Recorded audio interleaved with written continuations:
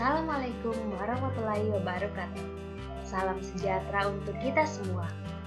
Perkenalkan, saya Matilda Andriani Donsa, kelas 10 dari Universitas Wijaya Kusuma Surabaya. Pada kesempatan ini, saya akan sedikit memaparkan mengenai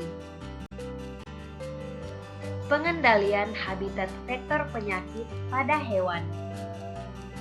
Nah, sebelum kita mulai, apakah yang dimaksud dengan vektor itu sendiri?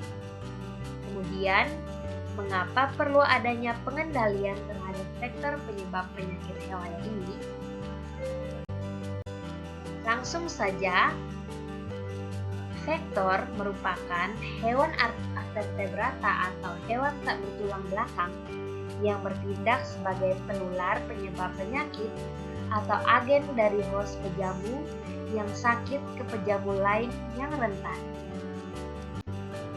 Menurut International Health Regulation tahun 2005, vektor sendiri merupakan serangga atau hewan lain yang biasanya membawa kuman penyakit yang merupakan suatu resiko bagi kesehatan masyarakat. Jadi, dapat disimpulkan bahwa vektor merupakan hewan yang berperan sebagai penyebar penyakit dari individu satu ke individu yang lain. Macam-macam vektor yang dapat ditemui yaitu pada umumnya terdiri dari arthropoda. Nah, arthropoda tersebut terdiri dari nyamuk, caplak, lalat tsetse, yang mana lalat ini banyak ditemukan di daerah Afrika. Merupakan penyebab dari penyakit trypanosoma atau sering juga dikenal dengan penyakit tidur. Lalat ini jarang dijumpai atau bahkan sangat jarang dijumpai di Indonesia. Vektor berikutnya adalah pinjal, tungau, Phlebotominescent fly atau penyebab dari penyakit leishmaniasis atau juga sering disebabkan oleh lalat betina. Anjing merupakan spesies yang paling berperan penting yang berkaitan dengan epidemiologi dari penyakit ini. Berikutnya adalah black fly. Black fly menyebabkan penyakit onchocerciasis yang mana sering terjadi pada sapi atau pada primata. Yang berikutnya adalah siput air.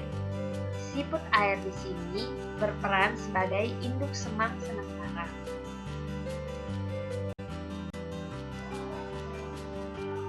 Hewan-hewan tersebut berperan penting dalam menimbulkan penyakit-penyakit, yaitu penyakit parasit dan juga penyakit virus dan bakteri. Penyakit yang disebabkan oleh vektor parasit yaitu pertama adalah malaria. Malaria menyerang pada burung, kera, primata, hewan melata atau di sini adalah reptil dan hewan pengerat yang dapat diketahui yaitu contohnya adalah tikus, hamster, dan sebagainya. Yang kedua adalah sistomiasis, yang mana sering dikenal dengan sebutan demam keong. Penyebab dari penyakit ini adalah infeksi cacing parasit. Penyakit ini sering terjadi pada sapi dan kerbau. Yang ketiga adalah lymphatic filariasis, yang juga dikenal dengan kaki gajah. Yang keempat adalah African trypanosomiasis, atau dikenal juga dengan penyakit tidur atau sleeping sickness. Yang kelima adalah leishmaniasis, yang disebabkan oleh lalat Phlebotominescent fly. Yang keenam adalah onchocerciasis, atau yang sering disebut dengan river blindness. Penyakit ini disebabkan oleh black fly. Penyakit ini juga menyebabkan kebutaan pada hewan-hewan yang terkena penyakit ini. Hewan-hewan yang sering tertular penyakit ini yaitu pada sapi atau pada primata. Kemudian, penyakit yang disebabkan oleh vektor virus dan bakteri, yaitu yang pertama adalah pada virus. Pada virus terdiri dari bovine ephemeral fever atau sering dikenal dengan demam 3 hari atau BEF yang disebabkan oleh nyamuk, yaitu nyamuk-nyamuk dari golongan Fulicoides sp, Aedes sp, dan Culex sp. Berikutnya adalah Japanese encephalitis. Penyakit ini disebabkan oleh nyamuk Culex sp. Selanjutnya adalah tick-borne encephalitis. Penyakit ini bisa terjadi pada anjing. Penyakit ini juga diakibatkan oleh caplak. Berikutnya adalah penyakit yang diakibatkan oleh vektor bakteri. Contohnya adalah penyakit rickettsia.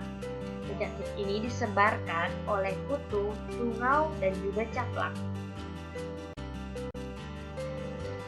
Nah, penyakit yang disebabkan oleh vektor-vektor berikut yang telah disebutkan tersebut mempunyai habitatnya sendiri.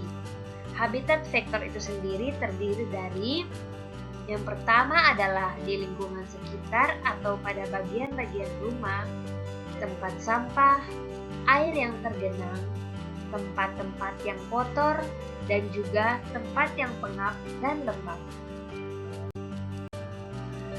Nah, oleh karena itu,